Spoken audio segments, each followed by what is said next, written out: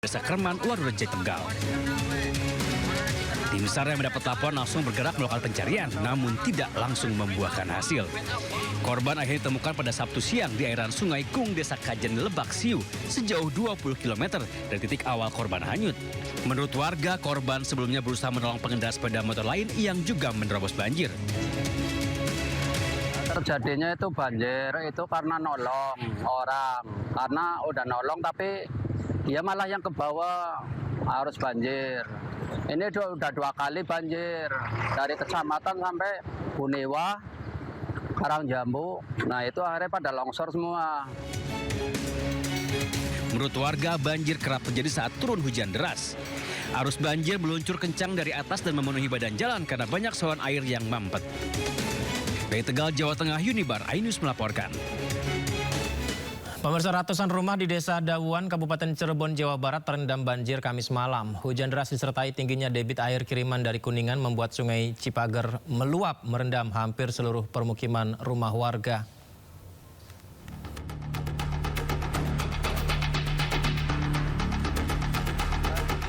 Air membanjiri jalan desa hingga rumah-rumah warga di Desa Dawuan, Kecamatan Tengah Tani, Kabupaten Cirebon, Jawa Barat. Ketinggian air mencapai 1 hingga 1,5 meter. Sejumlah warga pun terpaksa meninggalkan rumah mereka karena genangan air semakin tinggi. Banjir karena limpas dari Cipager itu udah tinggi, jadi pasti yang pinggiran kali pasti banjiran. Ini udah 3 kali kita. Tahun kemarin 1 tahun 2 kali. Dan sekarang sekali tahun 2026. Berarti ini ada 151 kakak dan meliputi 2 desa. Kebetulan perumahan ini pintu masuknya adalah dari Desa Dawuan.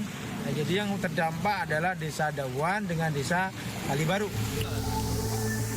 Sementara itu, petugas gabungan dari TNI, Polri, dan BPBD menyisir lokasi khususnya di area terdalam terdampak banjir. Sejumlah warga khususnya anak-anak, ibu, dan lansia dievakuasi ke darat dengan perahu karet.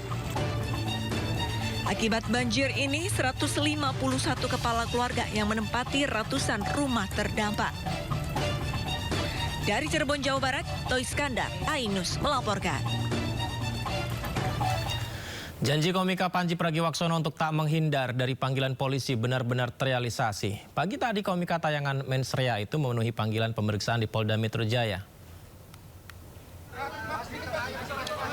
Inilah dia pemirsa komika Panji Pragiwaksono yang tiba di Polda Metro Jaya didampingi kuasa hukumnya Haris Azhar pukul 10 pagi. Di mana hari ini kedatangan Panji di Direktorat Kriminal Umum untuk memberi klarifikasi soal tayangan Mensrea. Panji tidak banyak komentar. Ia hanya mengatakan akan menjalani seluruh pemeriksaan dan menjawab seluruh pertanyaan.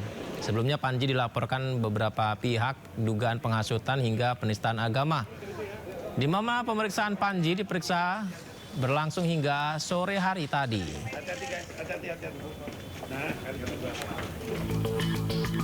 Panji dilaporkan 5 pihak terkait tayangan Mensrea, diantaranya Angkatan Muda NU, Aliansi Pemuda Muhammadiyah, dan sejumlah organisasi lainnya. Polda Metro Jaya telah memeriksa puluhan saksi dalam perkara ini, di mana sebelumnya komika Panji juga mendatangi kantor Majelis Ulama Indonesia untuk silaturahmi dan berdialog tentang tayangan Mensrea. Panji yakin karyanya dalam stand up Mensrea bertujuan hanya untuk hiburan semata. Dan ada lagi hal-hal lain. Ini gimana menghadapi 5 laporan sekaligus dalam pemeriksaan hari ini? Ya makanya kita datang pagi ini, kita nanti coba ngobrol. Termasuk itu poin yang polisi mau klarifikasi ke Panji. Panji juga mau klarifikasi 5 itu siapa aja, apa aja yang dilaporkan. Begitulah klarifikasi. Nanti akan minta bukan barang yang katanya salinan dari Mensrea itu. Ngobrol-ngobrol dulu. Tadi 5 informasinya, tapi dalam perkembangannya pemirsa komika Panji Pragiwaksono kini malah menghadapi 6 laporan hukum terkait materi stand up komedinya bertajuk Mensrea. 6 laporan terdiri dari 5 laporan polisi dan 1 aduan masyarakat yang ditangani Polda Metro Jaya. Batasan Presiden Republik Indonesia, let's go! Apapun yang gua katakan, orang nggak bisa marah, kan menurut keyakinan saya. Tayangan stand-up komedi bertajuk Mens Rea milik Panji Pragiwaksono berbuntut panjang. Kini Panji harus menghadapi 6 laporan hukum terkait materi stand-up komedi tersebut. 6 laporan terdiri dari 5 laporan polisi dan 1 aduan masyarakat yang ditangani Polda Metro Jaya. Identitas para pelapor yang dibeberkan Polda Metro Jaya antara lain: yang pertama, ada Angkatan Muda Nahdlatul Ulama dan Aliansi Muda Muhammadiyah. Pelapor mengatakan materi yang disampaikan Panji dianggap bermuatan fitnah dan memicu kegaduhan tanah air. Selain itu, pelapor berinisial FW turut melaporkan Panji dan bergabung dalam barisan pelapor. Kemudian ada pemuka agama dari Front Pembela Islam Novel Bamukmin yang juga melaporkan Panji. Berikutnya, pelapor Majelis Pesantren Salafiyah Banten yang melaporkan Panji karena tersinggung dengan materi Mens Rea.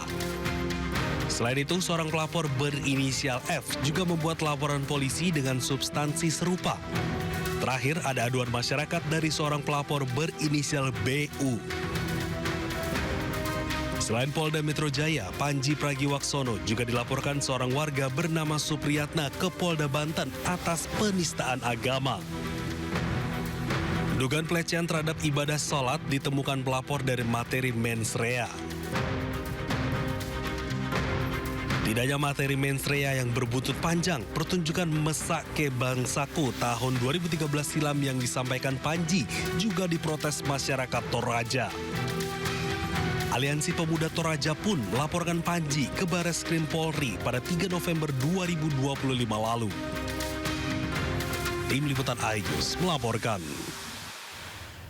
Terkait kasus hukum yang tengah dihadapinya, komika Panji Pragiwaksono berjanji tidak akan menghindar. Panji berjanji akan ikut jalannya proses hukum.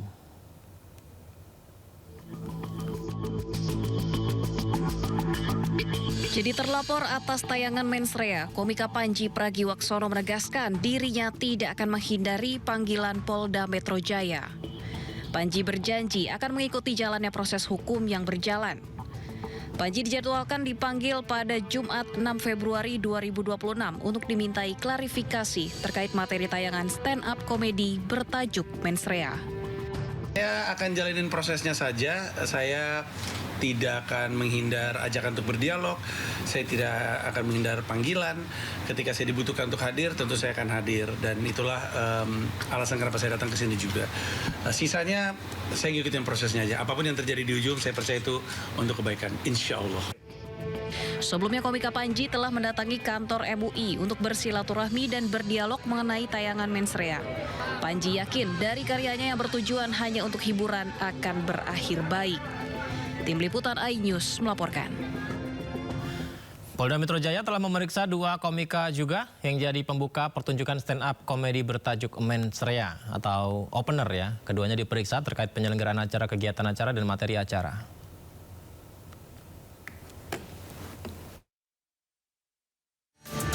Kombes Pol Budi Hermanto, Kabid Humas Polda Metro Jaya, menyampaikan 2 komika yang diperiksa penyidik merupakan Dani Wahyu Nugraha dan Ariben Aditya Danio. Keduanya diperiksa sebagai saksi yang mengetahui peristiwa di lokasi karena mereka terlibat langsung dalam pertunjukan Mens Rea sebagai pembuka acara.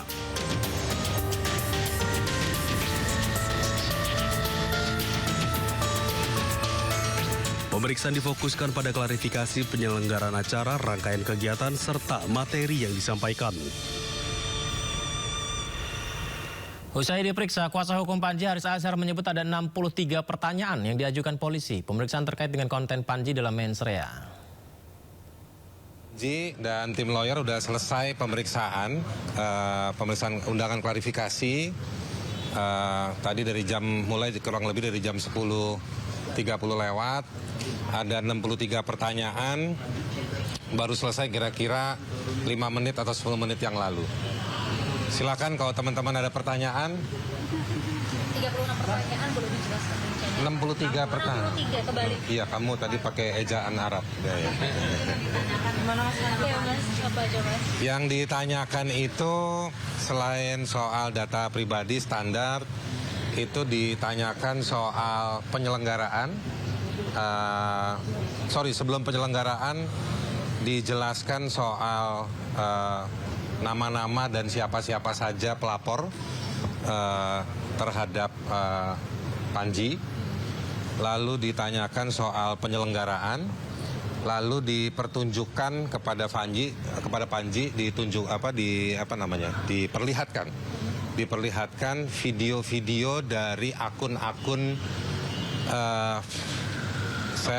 kira-kira saya bilangnya potongan-potongan video dari akun-akun bukan Netflix terkait dengan sejumlah potongan atau yang memuat pernyataan-pernyataan Panji di dalam pertunjukan mensrea.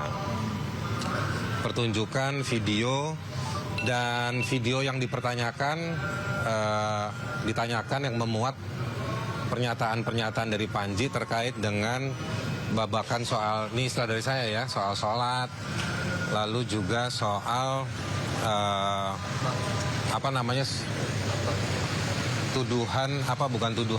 terkait dengan dua ormas yang menerima konsesi tambang dan juga soal di Jawa Barat yang di sana. Tapi kalau balik ke yang laporannya hanya soal penistaan agama. Nah, tadi ada 4 pasal yang disampaikan oleh polisi, pasal 300, pasal 301, pasal 242 dan juga pasal 243. Pasal 300 itu soal simpelnya gitu ya, penodaan agama. Kalau yang 301 itu soal penyebarluasan publikasinya. 242 itu soal penistaan terhadap kelompok tertentu. 243 itu soal penyebaran dari poin yang 242. Jadi polisi menyampaikan 4 pasal itu yang dicoba diklarifikasi ke Panji. Itu pasal-pasal dari KUHP yang baru. Kira-kira begitu. Materi yang diduga penistaan agama itu yang bagian mana ya Bang, kalau boleh di... Kita beralih ke informasi lain. Sidang lanjutan sengketa informasi jasa Presiden ke-7 RI Joko Widodo kembali digelar. Pihak pemohon Bonatua Silalahi mempermasalahkan pemusnahan berkas di Komisi Pemilihan Umum Daerah KPUD Surakarta.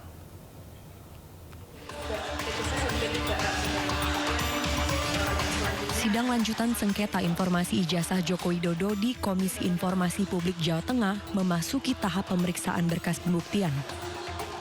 Sidang berlangsung dengan menghadirkan para pihak dari pejabat pengelola informasi dan dokumentasi Surakarta, KPU Jawa Tengah, dan KPUD Surakarta. Andika Dian Prasetya selaku kuasa hukum pemohon menyambut baik agenda yang diusulkan Majelis Hakim Komisi Informasi Publik untuk menggelar pemeriksaan setempat, di mana setiap instansi terkait alur berkas pejabat publik akan diperiksa. Di sisi lain, pihak pemohon mengaku kecewa atas agenda pemeriksaan berkas pembuktian.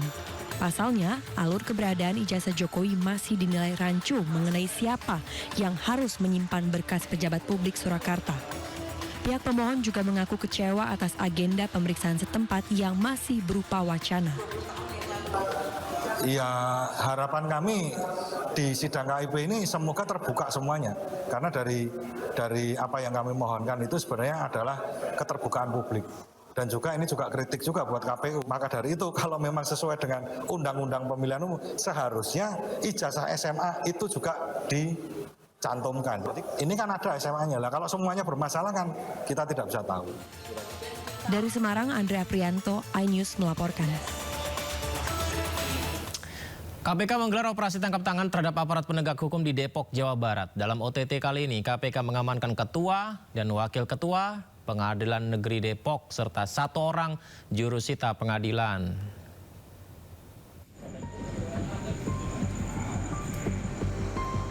Lagi-lagi operasi tangkap tangan dilakukan oleh KPK. Kali ini OTT digelar di Depok, Jawa Barat dengan barang bukti uang tunai mencapai ratusan juta rupiah. KPK menangkap Wakil Ketua Pengadilan Negeri Depok Bambang Setiawan bersama 2 orang lainnya. Mereka ditangkap pada OTT yang dilakukan KPK pada Kamis sore. Telah terjadi penangkapan terhadap para pelaku tindak pidana korupsi yang tertangkap tangan sedang melakukan kegiatan. Nanti kita lihat ya, ada delivery ya, apakah nanti itu bentuknya penyuapan atau pemerasan. Nah, tapi yang jelas ada sejumlah uang yang berpindah dari pihak swasta kepada pihak aparat penegak hukum ya, PH di sini ya, seperti itu. Sementara itu, Ketua Pengadilan Tinggi Bandung, Heri Supriyono, angkat bicara terkait operasi tangkap tangan yang dilakukan oleh KPK. Menurutnya, peristiwa ini menjadi pukulan bagi jajaran peradilan baik di tingkat Pengadilan Tinggi maupun Mahkamah Agung. Ada info belum sih Pak, berapa orang yang... Info yang saya terima itu wakil, ketua, dan jurusita. Jurusita. Jurusita. Ada 3 orang dari PN Depok itu. Pengadilan Tinggi Jawa Barat akan mengusulkan agar posisi pimpinan yang terdampak OTT dapat segera diisi guna menjaga stabilitas dan kelancaran pelayanan peradilan. Dari Depok, Jawa Barat, Iyung Rizky, iNews melaporkan. KPK menetapkan 6 tersangka dalam kasus dugaan korupsi importasi barang di lingkungan Direktorat Jenderal Bea dan Cukai. Dalam operasi tangkap tangan itu KPK mengamankan barang bukti dengan nilai 40,5 miliar rupiah. Dalam kasus ini penyidik KPK telah menetapkan 6 tersangka, 3 orang diantaranya merupakan oknum pejabat Ditjen Bea Cukai, yaitu Direktur Penindakan dan Penyidikan Ditjen Bea Cukai Rizal, Kepala Subdirektorat Intelijen Penindakan dan Penyidikan Sispiran Subiaksono, dan Kepala Seksi Intelijen Ditjen Bea Cukai Orlando Hamonang. Sementara 3 lainnya dari pihak swasta, yaitu pemilik PT Blu-ray John Field, Ketua Tim Dokumentasi PT Blu-ray Andri, dan Manajer Operasional PT Blu-ray Dedi Kurniawan. Dari 6 tersangka, 5 orang telah ditahan, sementara 1 tersangka John Field merupakan pemilik PT Blu-ray berhasil melarikan diri dan sampai saat ini masih dalam buruan. Penyidik turut menyita barang bukti nilainya 40,5 miliar rupiah. Ada emas juga ya. Juru bicara KPK Budi Prasetyo mengungkapkan nilai setoran rutin dalam perkara ini mencapai 7 miliar rupiah per bulan. Waduh, nilai rutin setoran 7 miliar rupiah per bulan.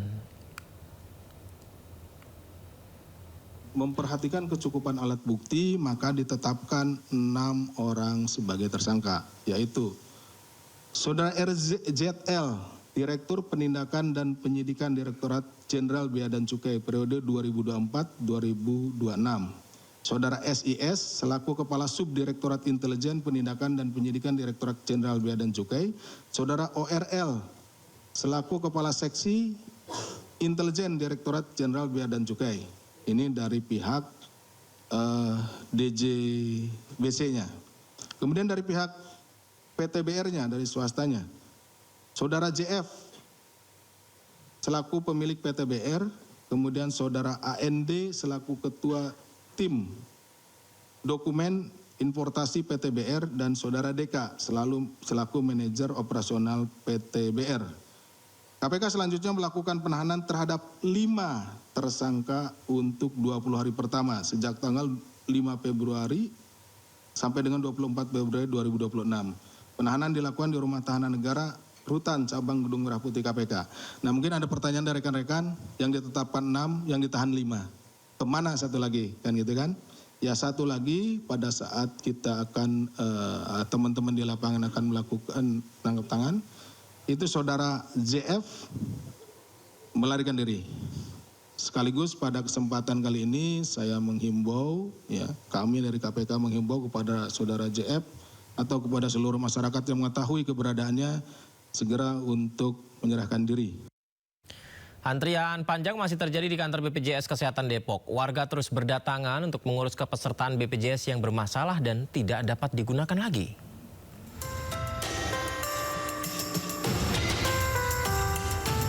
Kepadatan antrean dipicu oleh kebijakan baru yang mulai berlaku sejak awal Februari 2026. Banyak kartu BPJS milik warga mendadak tidak aktif sehingga warga datang untuk mendapatkan penjelasan dan solusi. Kebijakan tersebut berdampak bagi warga yang sebelumnya terdaftar sebagai peserta BPJS penerima bantuan iuran atau gratis. Ini mereka harus beralih ke BPJS Mandiri yang dinilai memberatkan. Warga mengaku kesulitan memenuhi kewajiban pembayaran di tengah kondisi ekonomi yang belum stabil. Kemarin pas berobat nggak bisa digunain hati. Terus gimana Bu? Akhirnya tadi udah bisa? Udah bisa. Ke bayar mandiri. Saya ini penyakit diabetes. Warga berharap pemerintah dapat memberikan solusi agar masyarakat kurang mampu tetap mendapatkan akses layanan kesehatan yang layak. Dari Depok, Jawa Barat, Iyung Rizky, iNews melaporkan. Ramai keluhan penonaktifan kepesertaan BPJS Kesehatan bagi warga kurang mampu membuat para pasien tak peroleh pengobatan gratis, pemirsa. Kita simak bersama pernyataan Direktur Utama BPJS Kesehatan Profesor Dr. Ali Gufron Mukti berikut ini. Sekali lagi, seseorang memenuhi syarat menjadi PBI atau bukan PBI itu bukan BPJS. Itu adalah Kementerian Sosial. Nah, kita sedang bicarakan dengan Kementerian Sosial dan juga Kemenkes, tetapi intinya mereka yang dinonaktifkan kalau memang memerlukan pelayanan itu masih bisa sebetulnya. Jadi intinya harus memenuhi 3 syarat. Syarat pertama itu termaktub atau menjadi PBI sebelumnya atau bulan sebelumnya. Yang kedua, yang bersangkutan itu setelah diverifikasi memang orang miskin atau rentan ya miskin. Yang ketiga memang menderita penyakit kronis, contohnya tadi kayak cuci darah ya karena gagal ginjal kronis ya, atau penyakit yang membutuhkan pelayanan emergensi gawat darurat gitu. Tetapi intinya kalau yang dicontohkan tadi cuci darah sedang kita bicarakan, nanti bisa sebulan berikutnya gitu ya diaktifkan, tapi masih tetap mendapatkan pelayanan gitu, tapi ini masih dalam proses pembicaraan. Seseorang itu katakanlah berhak sebagai PBI atau sudah tidak berhak, memenuhi syarat atau tidak memenuhi syarat, itu bukan BPJS. Yang menentukan tadi sudah disebut ya, yaitu Kementerian Sosial. Nah tentu proses ini memerlukan waktu. Nah untuk itu mungkin ya khusus untuk mereka yang nggak pas, artinya tidak memenuhi persyarat ya, tentu menjadi tidak aktif. Nah ini mohon seluruh peserta itu ngecek keaktifannya. Dicek itu gampang sekali dengan HP, katakanlah di kita sebutnya Pandawa, WhatsApp, di nomor 08118105165 atau BPJS Kesehatan Care Center 165 atau aplikasi mobil JKN atau datang ke kantor BPJS gitu. Wakil Menteri Sosial Agus Jabo Priyono memastikan kepesertaan BPJS Kesehatan bagi pasien cuci darah yang sempat diblokir akan segera direaktivasi. Wamensos juga minta rumah sakit tidak menolak pasien dengan alasan status kepesertaan.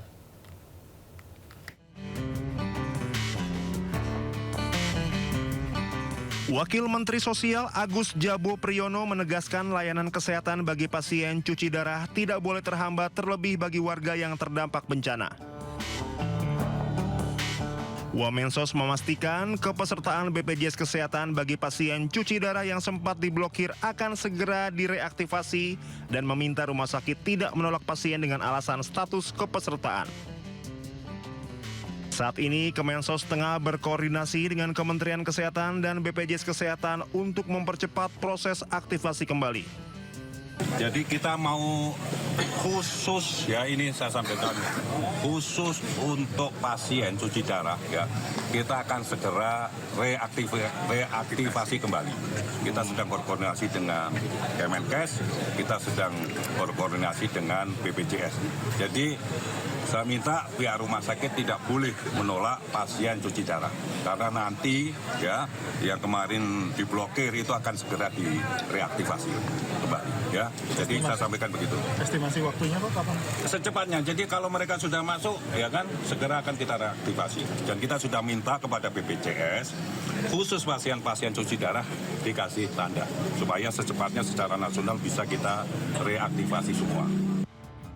Wamensos menyebut pihaknya telah meminta BPJS Kesehatan memberikan penanda khusus bagi pasien cuci darah agar proses reaktivasi dapat dilakukan secara cepat dan serentak di seluruh daerah. Agus Jabo juga meminta seluruh rumah sakit agar tetap memberikan layanan kepada pasien cuci darah meskipun kepesertaan BPJS Kesehatan mereka sempat diblokir.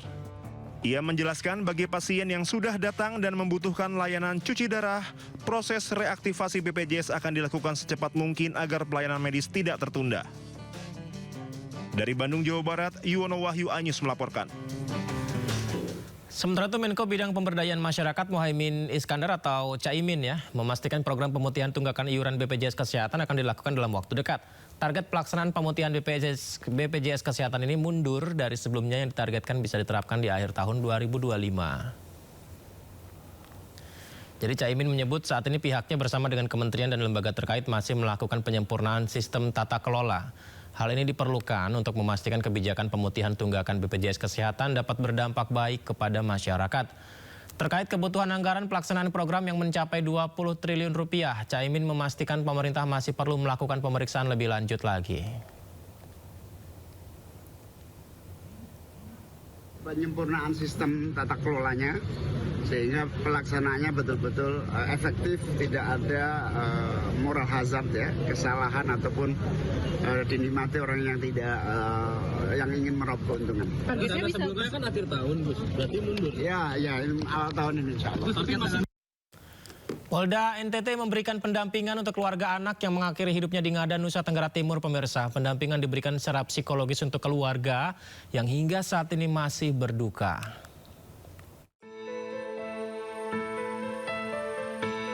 Pasca peristiwa anak sekolah dasar yang mengakhiri hidupnya sendiri di Kabupaten Ngada, Nusa Tenggara Timur, polisi memberikan pendampingan psikologis pada keluarga.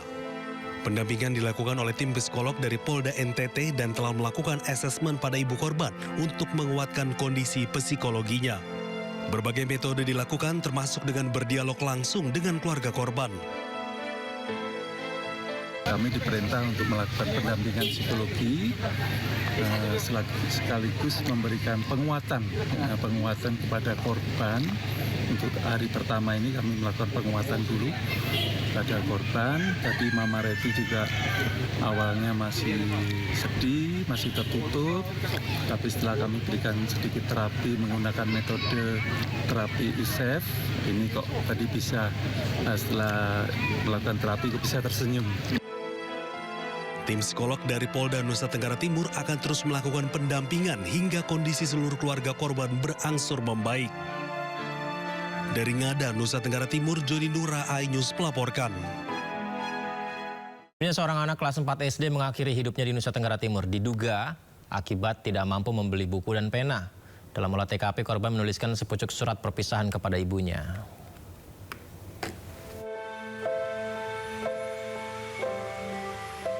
Indonesia kembali berduka dengan hilangnya nyawa seorang anak di Kecamatan Jerebu, Kabupaten Ngada, Nusa Tenggara Timur.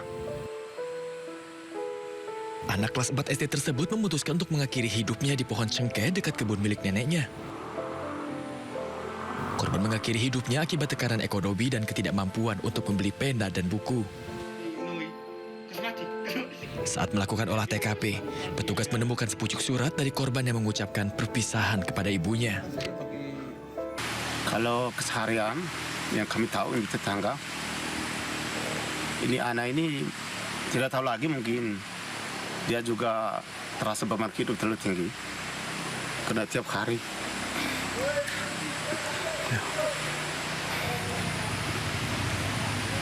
Dia pulang sekolah itu lapar. Itu dia punya mama. Itu lepas dia tinggal di kampung. Raya dengan dia punya oma itu sudah tua. Hilangnya nyawa bocah di Ngada, Nusa Tenggara Timur ini memantik amarah Gubernur NTT. Emmanuel Melkiades menegur keras seluruh jajaran pemerintah setempat yang dinilai gagal dalam mengurus masyarakat.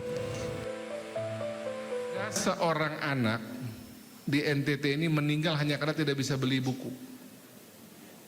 Ballpoint. Sejak 2 hari lalu itu banyak menteri WA saya, banyak pimpinan DPR, teman-teman saya juga WA saya. Apa yang terjadi di NTT kok kayak begini? Di tengah kita semua bisa duduk seperti ini, masih banyak di NTT ini warga negara Indonesia asal NTT yang kemarin mati ini asal Ngada, yang mati hanya karena dia miskin. Saya punya lidah juga keluh juga, tangan saya susah juga jauhnya. Saya WA pimpinan daerahnya lama sekali kasih respon. Akhirnya saya minta orang saya sendiri turun pergi cek. Mungkin ini sudah biasa orang mati kali di daerah ya. Para pejabat-pejabat daerah, saya juga sama harus kritik diri saya sendiri. Kayak begini cukup sudah, yang terakhir sudah nih. Dan jangan kira kepala daerah atau kepala daerah, sekda ini merasa ini persoalan biasa. Ini pas sekda kan pas ada ini. Tadi malam saya cek terakhir, belum ada Pemda Ngada datang mewakili pergi menyampaikan berduka pada ini keluarga korban. Kan gila nih model gini. Nggak boleh begitu Pak Sekda, nggak boleh. Kirim orang secara resmi dari Pemda Ngada, itu kita gagal sebagai pemerintah. Tadi malam saya cek belum ada tuh Pemda Ngada turun secara resmi ya. Itu nggak boleh itu. Sebagai pemerintah kita gagal urus warga negara kalau model begini. Malu saya sebagai gubernur model gini. Adanya kasus ini menjadi tamparan keras bagi berbagai pihak, khususnya pemerintah, untuk dapat memperhatikan masyarakatnya. Diharapkan tidak ada lagi nyawa yang hilang hanya karena kesejahteraan, karena satu Jawa terlalu berharga untuk masa depan sebuah bangsa. Tim Liputan, iNews melaporkan. Hasil pemantauan kasus meninggalnya siswa SD di Kabupaten Ngada NTT membuka fakta baru. Sekolah ternyata mematok uang sebesar 1 juta rupiah. Untuk apa? Diskusinya kami hadirkan saja di Sindo Prime.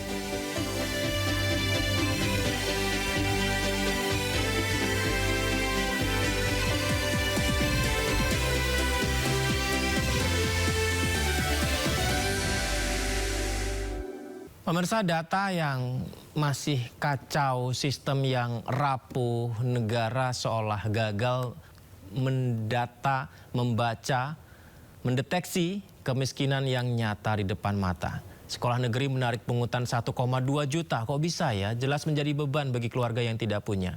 Di NTT, buku jadi batas antara hidup dan asa. Nyawa anak terenggut oleh kemiskinan yang harusnya diselesaikan negara dengan seksama. Apakah jerit ini cukup keras membangunkan negara? Haruskah pendidikan dibayar dengan nyawa anak bangsa? Jangan sampai sia-sia. Kita bahas lebih dalam pemirsa bersama dengan Kepala Dinas Pendidikan dan Kebudayaan Provinsi NTT, Ambrosius Kodo. Selamat malam Pak Ambrosius. Selamat malam. Baik. Assalamualaikum warahmatullahi wabarakatuh. Waalaikumsalam warahmatullahi wabarakatuh. Terima kasih banyak Pak Ambrosius. Sebelumnya saya ucapkan terima kasih banyak Pak sudah berkenan berbagi di Sindo Prime malam ini Pak. Tapi gini Pak, sudah dapat informasi Pak bahwa sekolah ternyata meminta uang 1,2 juta ke murid Ruto Jawa itu Pak. Dan benarkah demikian Pak? Ya, saya membaca dari laporan resmi Pemda Ngada. Itu termuat di dalam laporan resmi itu bahwa sekolah memang menarik pungutan atau partisipasi dari orang tua siswa itu sebesar 1.220.000 per tahun. Itu saya membaca di laporan, bukan hanya di media tapi saya membaca di laporan Pemda. Oke, jadi benar adanya Pak ya dalam 1 tahun 1,2 juta tadi Pak ya? Ya, kalau sesuai laporan resmi dari Pemda berarti itu betul, investigasi oleh Pemda, saya kira itu betul. Nah, itu apakah dibenarkan Pak kalau sekolah tersebut memungut uang kepada siswa demikian? Meskipun alasannya ini sudah kesepakatan antara sekolah dan orang tua siswa, Pak Ambros. Baik, kalau kita melihat ketentuan yang mengatur tentang partisipasi orang tua peserta didik, tentu kita bisa melihat di tahun 2024 dengan keputusan Mahkamah Konstitusi nomor 3 garing PUU datar 22 tahun 2024, itu sebenarnya sudah diatur bahwa negara dasar 9 tahun di SD, SMP, itu berarti bahwa tidak boleh ada pungutan lagi oleh sekolah-sekolah, baik sekolah negeri maupun sekolah swasta. Nah ini di sekolah negeri, itu kita lihat dari yang pertama. Kemudian yang kedua, kita lihat dari Impres nomor 8 tahun 2025, pelaksanaan pengentasan kemiskinan dan penghapusan kemiskinan ekstrim. Jelas pada strategi utama yang pertama adalah pengurangan beban pengeluaran masyarakat miskin. Nah itu berarti bahwa sebetulnya rakyat miskin tidak boleh dikenakan pungutan apapun, apalagi adalah pengendara untuk mencerdaskan kehidupan anak bangsa. Sehingga sebenarnya tidak perlu ada pungutan. Kemudian yang berikut, untuk operasional sekolah, negara sudah mengalokasi bantuan operasional satuan pendidikan, baik dari tingkat dasar maupun sampai dengan tingkat menengah. Sehingga keadaan ini atau dasar hukum dan kebijakan negara ini sebenarnya sudah sangat jelas bahwa untuk sekolah-sekolah negeri itu tidak perlu ada pungutan-pungutan yang membebankan orang tua siswa. Sebagai misal di pemerintah provinsi, kami sudah mengatur untuk level pendidikan menengah dengan peraturan Gubernur nomor 53 tahun 2025. Di sana kami mengatur, kalaupun memang ada pungutan terhadap peserta didik melalui orang tua peserta didik, itu diatur maksimal 100.000, tetapi itu untuk penghasilan orang tua di atas 5 juta. Kemudian di bawah 5 juta itu kan diatur dan kategori-kategori, bahkan sampai dengan orang tua miskin itu bisa ditunjukkan bukti keluarga miskin, itu harus dibebaskan daripada pungutan-pungutan itu. Kalau demikian, sekolah mengumpulkan orang tua murid secara berkala memberikan informasi kebutuhan tentang sekolahnya begitu, entah untuk operasional sekolah, honor guru, dan dalam rapat sekolah tersebut menyatakan, Bapak Ibu orang tua murid semuanya setuju ya kalau kita mempunyai anggaran segini untuk dibantu, itu tetap tidak boleh Pak Ambrose?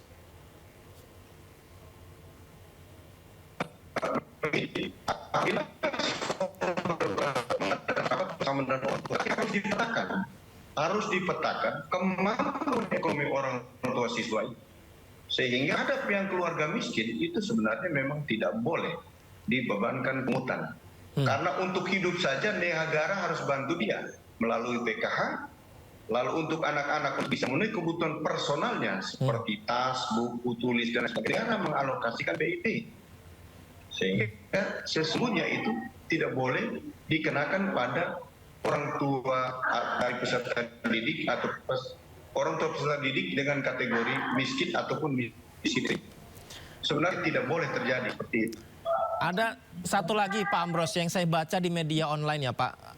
Saya sebutkan saja, Time X Kupang Fajar Ko ID. Ini bilang bahwa pihak sekolah, ini saya membaca ini jadi dugaannya, menerapkan kebijakan sanksi denda Rp5.000 bagi siswa yang alpa atau siswa yang tidak masuk. Apakah itu Pak Ambrose sudah dapat informasinya Pak? Dan apakah itu dibenarkan juga? Saya juga membaca itu dari media. Ya. Dan terhadap kebijakan-kebijakan itu, prinsipnya terhadap keluarga miskin tidak boleh ada pungutan apapun. Apalagi anak itu sekolah di sekolah negeri.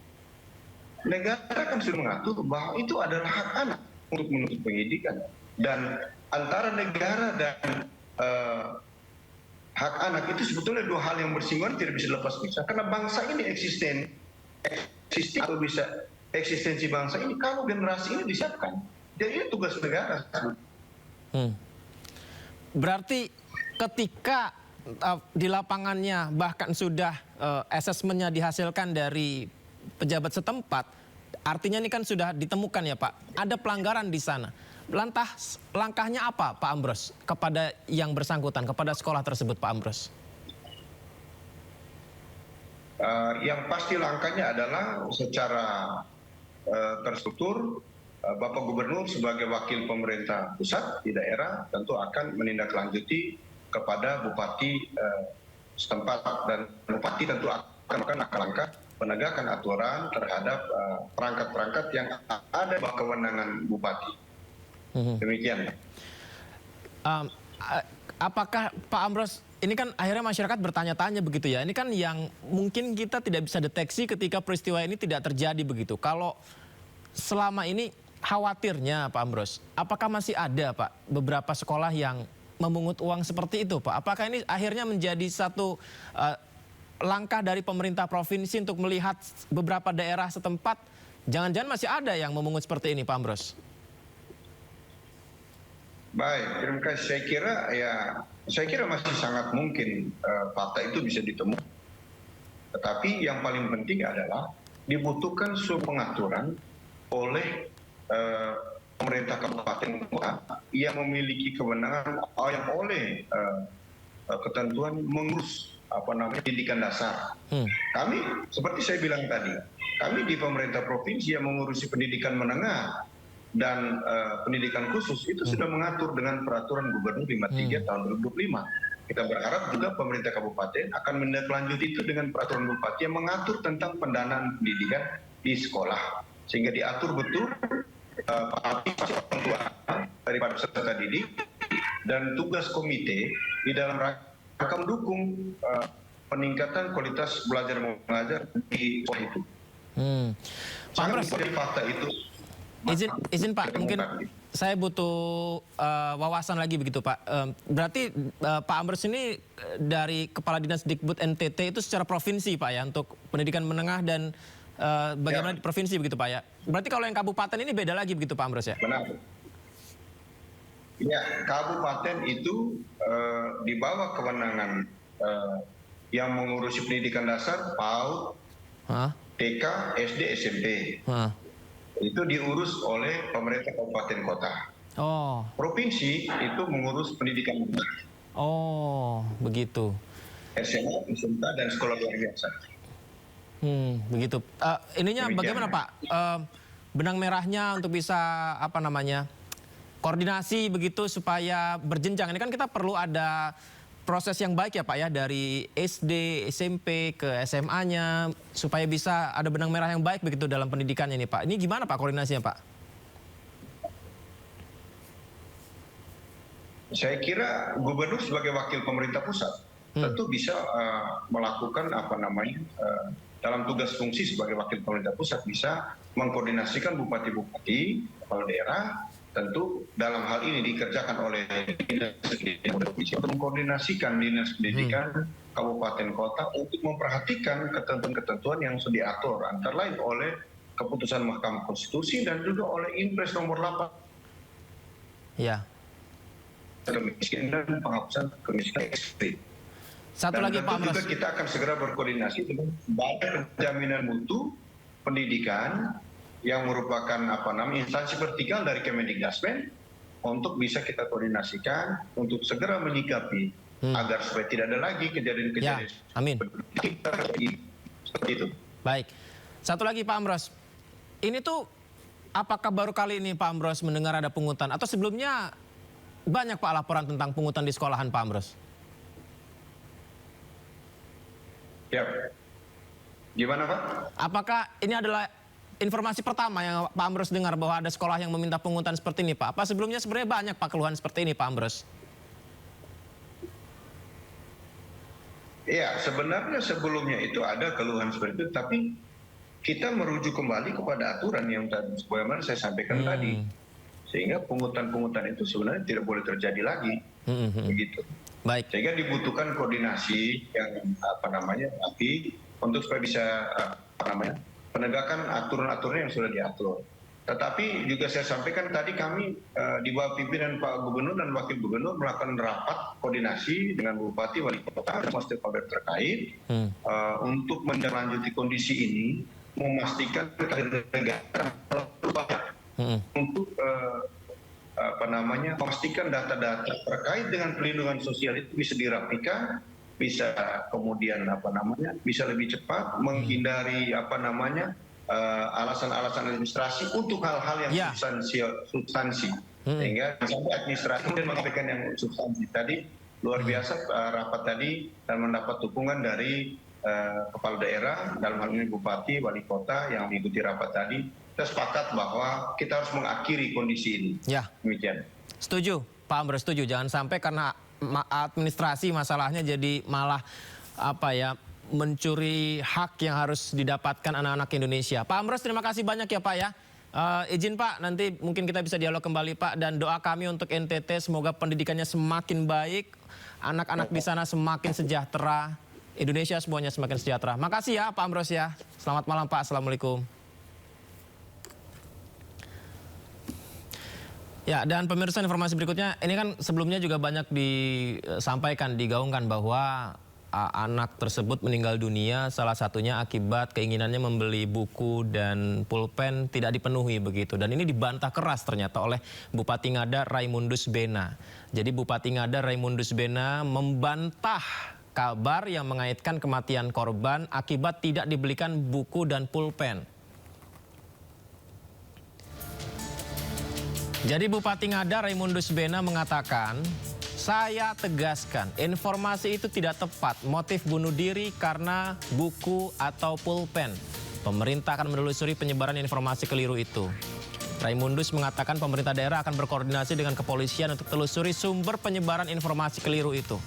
Ia menilai narasi yang tidak akurat berpotensi menimbulkan kesalahpahaman dan memperburuk situasi. Tapi yang benar, anak itu dalam kondisi keterbatasan ekonomi, Pak.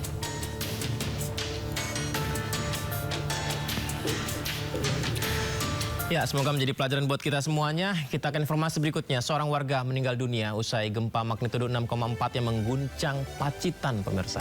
Usai jeda, Sindo Prime segera kembali.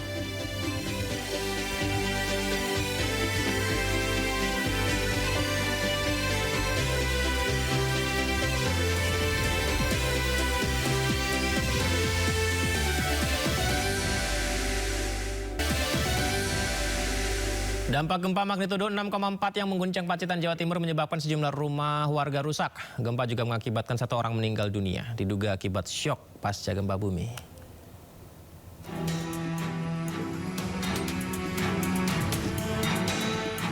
Sejumlah warga mulai bergotong royong membersihkan material puing-puing bangunan berupa batu bata, kayu, atap yang ambruk, dan berserakan akibat gempa magnitudo 6,4. Selain itu, 1 warga kecamatan Ngadirojo, Pacitan dilaporkan meninggal dunia pasca gempa bumi. Tiba-tiba dia nggak lari dari keluar dari pintu belakang itu nggak lari, cuma jalan terus dia langsung gitu jatuh. BPBD Pacitan menyebut hingga saat ini baru terdapat 5 rumah yang dilaporkan rusak akibat gempa. Banyak warga yang menyelamatkan diri di halaman rumah dan sebagainya.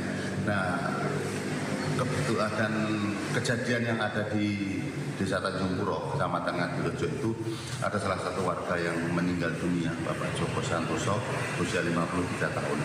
Beliau sebenarnya sudah berhasil menyelamatkan diri, berkumpul bersama warga yang lainnya. Bahkan setelah gempa selesai, beliau sempat berbincang-bincang dengan tetangganya.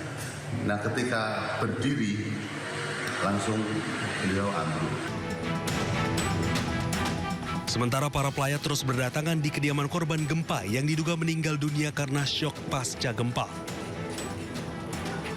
Meski korban sempat dibawa ke Puskesmas Ngadirojo, namun nyawanya tidak tertolong.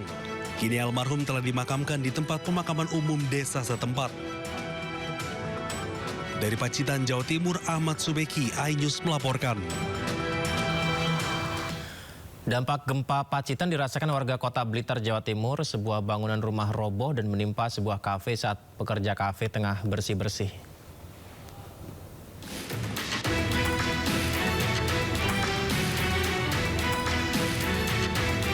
Inilah kondisi bangunan di Jalan Mastrip, Kota Blitar, Jawa Timur. Sesaat setelah terjadi gempa yang berpusat di Pacitan, atap bangunan roboh dan menimpa sebuah kafe yang bersebelahan dengan bangunan lama tak dihuni. Setelah terdengar bunyi retakan kayu, tiba-tiba sebagian atap kafe roboh karena tertimpa bangunan di sebelahnya. Saat gempa terjadi, kafe sudah tutup dan para pekerja kafe tengah bersih-bersih. Atau masih buka? Sudah tutup untungnya. Tutup jam 1 aja anak-anak masih bersih-bersih di belakang. Di belakang. Ya, jadi pas gempa itu masih lagi cuci-cuci piring gitu. Tapi yang di depan ini enggak. Dengan dibantu petugas BPBD Kota Blitar, pemilik kafe mulai membersihkan puing-puing bangunan. Meski tidak ada korban jiwa dalam peristiwa ini, namun kerugian ditaksir mencapai puluhan juta rupiah. Dari Blitar, Jawa Timur, Yoyok Agusta, iNews melaporkan. Sejumlah rumah warga rusak akibat gempa berkekuatan 6,4 magnitudo di Pacitan, Jawa Timur dini hari tadi. Beberapa warga siap mengungsi jika kembali terjadi gempa susulan.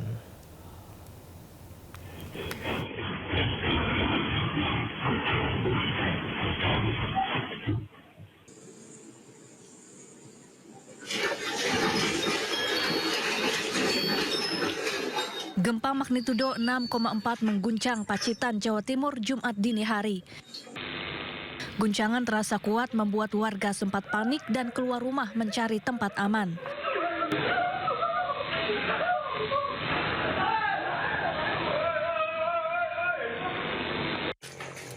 Akibat gempa ini, 2 rumah di Kelurahan Ploso, Pacitan rusak parah. Salah satu rumah warga rusak di bagian teras. Atap bangunan ambrol dan dinding rumah retak. Tak hanya itu, perabotan dapur hancur dan bangunan tak bisa ditempati. Tiba-tiba bangun. Ya, gua bangun mau keluar buka pintu, keduluan iki ambruk. Rusak apa ya, Pak? Ya, yang ambruk apa ini? Yang paling parah ya ini. Bagian apa sih? Ya? Bagian teras. Berakas dapur. Semuanya ya? Semuanya udah hancur semua ya? Hancur semua. Kompornya ada berapa, Pak? Kompor 2. Oke, perabot-perabot, piring, gelas. Piring, panci.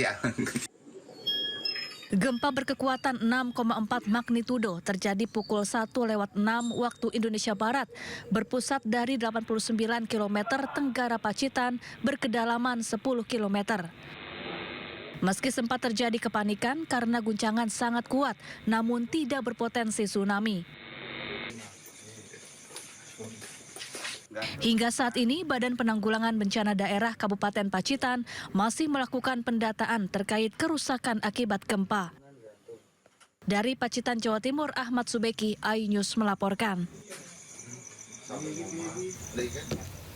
Pemirsa, ratusan bangunan rusak saat tanah bergerak terjadi di Desa Padasari, Tegal, Jawa Tengah. Gubernur Jawa Tengah Ahmad Lutfi berjanji merelokasi warga yang rumahnya berada di lokasi tanah bergerak.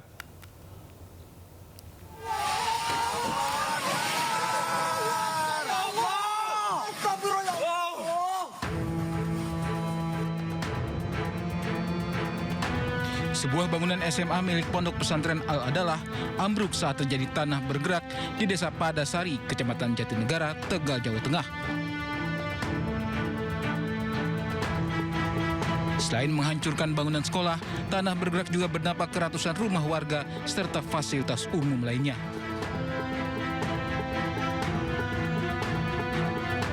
Dilaporkan ada 140 rumah warga yang rusak dengan kondisi dinding ambrol hingga lantai yang retak dan terangkat.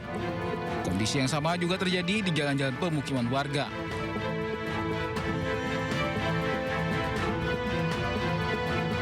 Gubernur Jawa Tengah Ahmad Lutfi temui warga yang mengungsi di tenda darurat.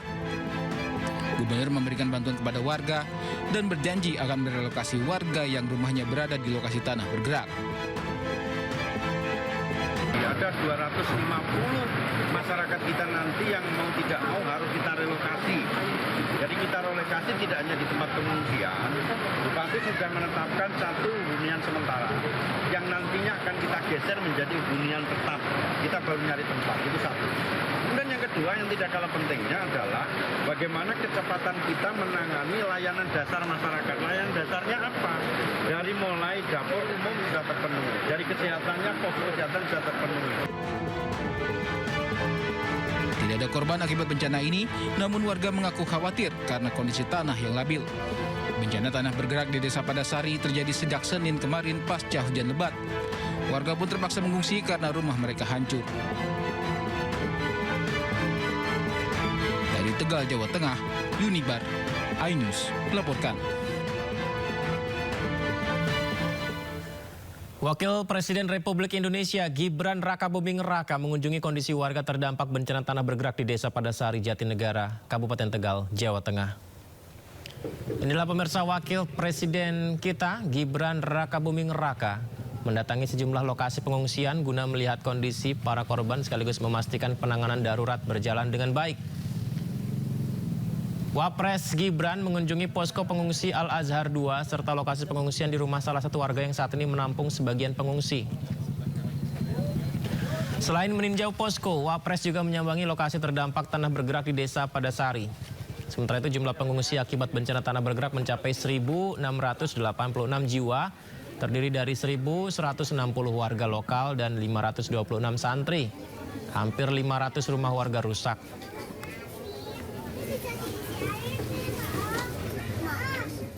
Jumlah yang rusak itu kurang lebih itu hampir 500. Ya, hampir 500. Ya, hampir 500. Soalnya ini datanya itu semakin menyusul. Ketika kita sudah mencatat 400 sekian, ya laporan dari semalam itu kurang lebih itu 500. Berarti semakin hari bertambah. Pemirsa, kunjungi Indonesia Perdana Menteri Australia Anthony Albanese sepakati kerjasama di berbagai bidang termasuk pertahanan. Usai jeda, Sindo Prime segera kembali.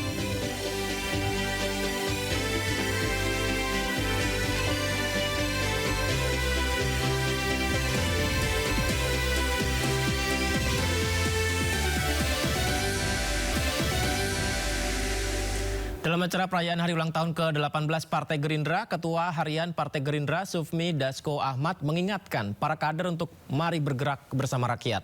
Dasko berharap Partai Gerindra hidup 1000 tahun lagi. Perayaan hari ulang tahun ke-18 Partai Gerindra digelar di Kompleks Parlemen Senayan, Jakarta. Dalam kesempatan ini Ketua Harian DPP Partai Gerindra berharap Partai Gerindra hidup hingga 1000 tahun lagi. Ia pun mengingatkan para kader agar terus berjuang dan bergerak bersama rakyat.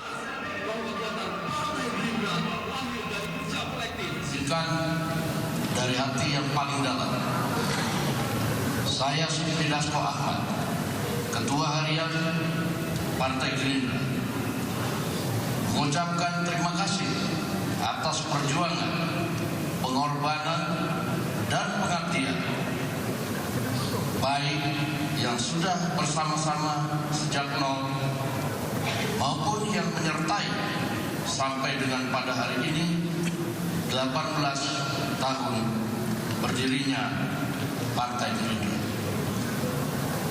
Keberhasilan saat ini tentunya kita sama-sama raih dengan tidak mudah. Perjuangan kita ke depan tentu semakin berat untuk mempertahankan kemenangan dan meningkatkan keberhasilan kita. Kaderisasi berkesinambungan tentunya adalah kunci keberhasilan. Selain kita Gerindra harus terus bergerak, dekat, dan ada di antara rakyat.